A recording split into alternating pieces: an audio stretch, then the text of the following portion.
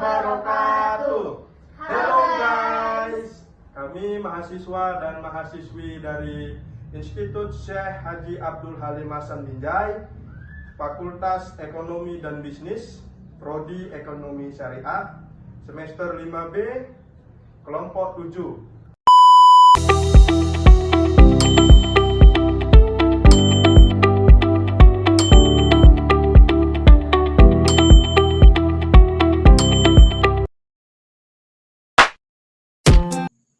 Berbagai teori lokasi. Teori lokasi adalah ilmu yang menyelidiki tentang tata ruang atau spatial order, kegiatan ekonomi, atau ilmu yang menyelidiki tentang alokasi geografis dari sumber-sumber yang langka, serta hubungannya atau pengaruhnya terhadap lokasi berbagai macam usaha atau kegiatan lain, baik dari segi ekonomi maupun sosial. Sistem K3 dari Chris Taylor. Seorang tokoh yang berkebangsaan Jerman bernama Walter Chris Taylor, pencetus buku Central Place in Southern Germany, mengemukakan bahwa sistem K3 dari Chris Taylor merupakan prinsip dasar, di mana dalam model ini jarak antar pusat pasar diminimalisir sehingga biaya transportasi bisa seminimal mungkin. Pendekatan tersebut dilakukan supaya pembeli bisa lebih mudah dalam menjangkau dan mengakses pasar. Di dalam sistem K3 dari Chris Taylor, terdapat 6 heksagon yang dibagi menjadi 3. Satu heksagon utuh berada di tengah, sehingga ada 3 heksagon, di mana angka 3 ini diterapkan secara arbiter memiliki peran yang sangat berarti. Itulah sebabnya kenapa disebut sebagai sistem K3 dari Chris Taylor. Terjadinya konsentrasi produsen atau pedagang dari berbagai jenis barang.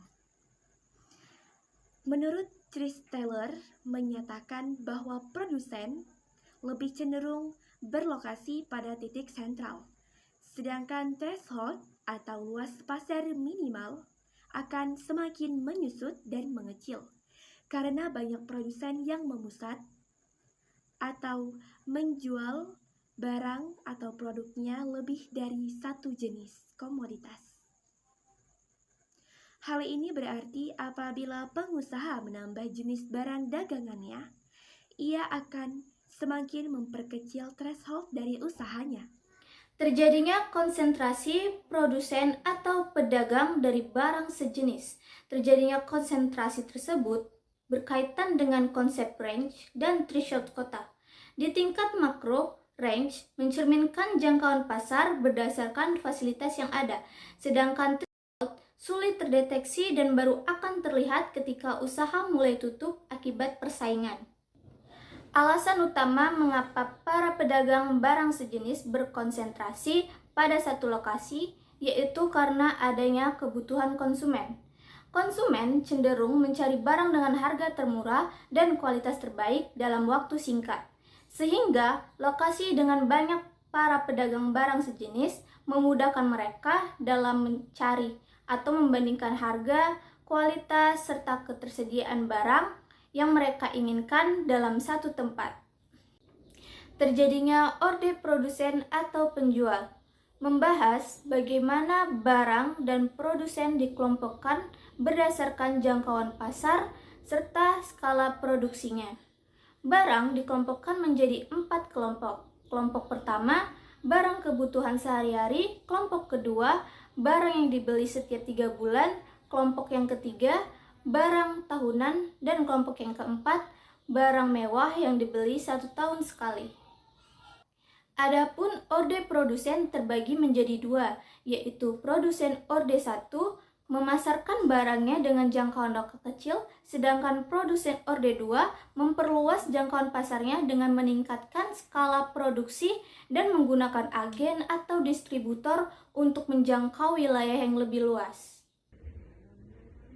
F. Bentuk berupa permintaan sebagai akibat faktor jarak. Yang pertama ada pasar monopoli. Pasar pasar monopoli adalah suatu bentuk pasar di mana sebuah penjual tunggal menguasai pasar atau monopolis, berkuasa untuk menentukan harga dan tidak punya barang sejenis yang hampir sama. Kedua, ada pasar oligopoli. Dalam Kamus Besar Bahasa Indonesia, KBBI, oligopoli adalah keadaan pasar dengan prosedur pembekal barang hanya berjumlah sedikit, sehingga mereka atau seorang dari mereka dapat mempengaruhi harga pasar atau keadaan pasar yang tidak seimbang karena dipengaruhi oleh sejumlah pembeli. Yang ketiga, ada pasar persaingan sempurna. Penentuan harga dan output dari barang-barang dan jasa-jasa dipengaruhi oleh jenis pasar tempat barang dan jasa tersebut diperjualbelikan. Harga dan output akan sangat berbeda jika keseluruhan penawaran dikendalikan hanya oleh satu perusahaan dibandingkan apabila disediakan oleh sejumlah besar penjual meskipun masing-masing berskala kecil. G. Model Van Tunen. Van Tunen menamakan model negara terisolasi karena untuk tujuan analisis. Ia ingin membangun negara yang mandiri. Negara ini tidak akan terpengaruh oleh pengaruh luar yang dapat mengganggu kinerja ekonomi internal. Intinya, ia menciptakan laboratorium prosedur regional tempat ia dapat mengidentifikasi faktor-faktor yang akan mempengaruhi distribusi lokasi pertanian di sekitar area perkotaan pusat. Van Tunen membuat beberapa asumsi terbatas untuk menyelesaikan eksperimen ini. Teori lokasi biaya minimum Weber. Seorang ahli ekonomi asal Jerman bernama Alfred Weber mengemukakan sebuah teori di mana teori ini menyatakan persoalan bahwa sebuah lokasi industri yang ideal harus didasari atas prinsip minimisasi biaya. Menurut beliau, ada 3 faktor utama yang mempengaruhi sebuah lokasi industri. Yang pertama itu biaya transportasi, kedua adalah upah tenaga kerja, dan yang ketiga adalah ekonomi aglomerasi. Jadi sebelum menentukan sebuah lokasi industri, para produsen harus memperhatikan ketiga faktor tersebut untuk meminimisasi biaya ke dalam kegiatan industri ke depannya. Teori lokasi pendekatan pasar Lotz. Seorang ahli ekonomi asal Jerman bernama August Lotz menciptakan sebuah teori yang dimana teori ini menyatakan persoalan bahwa lokasi industri yang baik adalah lokasi yang dekat dengan pasar ataupun konsumen. Dikarenakan menurut teori ini, semakin jauh sebuah lokasi industri, maka para konsumen akan menjadi semakin enggan untuk datang membeli, dikarenakan biaya transportasi yang menjadi mahal. Teori lokasi memaksimumkan laba. Teori Weber hanya melihat pada sisi produksi, sedangkan teori Lotz hanya melihat pada sisi permintaan. Kedua teori tersebut hanya melihat pada satu sisi saja, di mana sisi produksi hanya melihat pada lokasi yang memberikan ongkos paling terkecil, sedangkan sisi permintaan hanya melihat penerimaan maksimal yang dapat diperoleh. Saya di sini akan menjelaskan materi tentang model gravitasi sebagai faktor penentu lokasi. Model gravitasi digunakan untuk menganalisis pemilihan lokasi suatu kegiatan dan menentukan lokasi yang optimal, terutama untuk fasilitas baru. Kegiatan yang terkaitan dengan potensi alam seperti pertambangan dan pariwisata cenderung memiliki lokasi tetap. Dalam perencanaan wilayah, model ini membantu menganalisis daya tarik untuk fasilitas umum dan wilayah, pengaruh suatu potensi.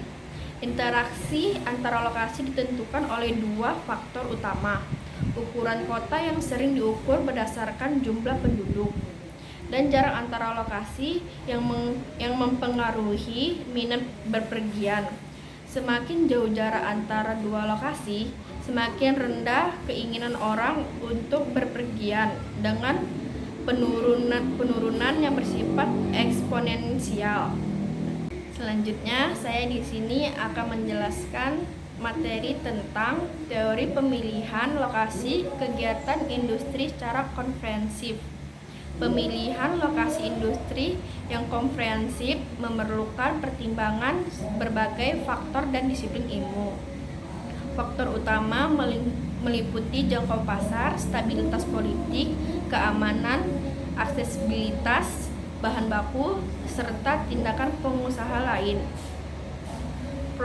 Proses pemilihan lokasi dimulai dari tingkat nasional dengan mempertimbangkan ketersediaan bahan baku, upah tenaga kerja, dan fasilitas pendukung, hingga tingkat provinsi atau kabupaten yang memperhitungkan kebijakan pajak dan keamanan lokal. Pengusaha fokus pada keuntungan jangka panjang dan efisiensi, sementara pemerintah memprioritaskan efisiensi ruang dan keserasian lahan. Studi kelayakan finansial, ekonomi, dan dampak lingkungan sangat penting. Pemilihan lokasi juga harus memperhatikan aspek teknis serta harga tanah, daya dukung lahan, serta akses transportasi.